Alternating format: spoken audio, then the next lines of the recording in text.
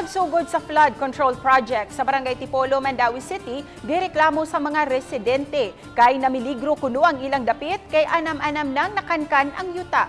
Ani ang report ni Nico Sereno.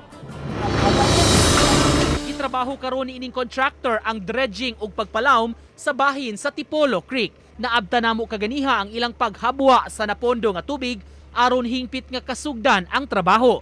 Sa flood control project nga ipatuman, butangan ug box culvert ang lugar aron maoy kaagian sa tubig, dayon i-riprap ang magsikakilid sa sapa. Apan sa pagsugod pa lang sa proyekto, mipadangat na og kabalaka ang mga residente. May structure sa usa ka balay nga nalusno og natagak sa tubig. Anam-anam sab kunong nakankan ang yuta. Nagsikan-kan padung diri sa mua.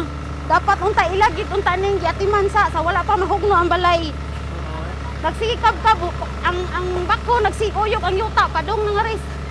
Diha man unta ning anton naabot na dinhi pila na lang ka metros ang balay sa usa sa among kapilya. Matod sa project in charge sa contractor, gipasabot na nila ang mga mulupyo sa proyekto. Gimanduan na sab sila sa dakbayan pagsugod na niini. Naitabo na siya karon og kalot siya kana diha kay kini among gidipinsan una ang balay.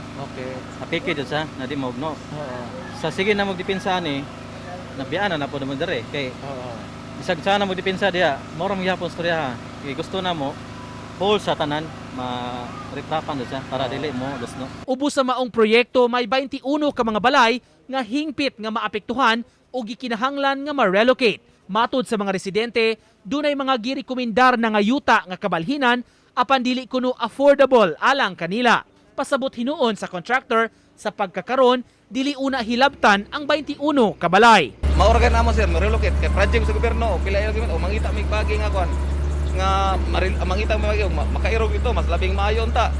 Ana basta kabuiling mi mohatag sa kuan sa gobyerno basta itarong na gud ang proseso, iagi lang proseso. Gyud dili ngon diretsohon ba. Gikatakda pang mukuha ang GMA Regional TV sa habig sa City Hall ug sa opisina sa Hudo kabahin ning maong issue. Uban ni Godfrey Relien, Nico Sereno, Balitang Bisdak.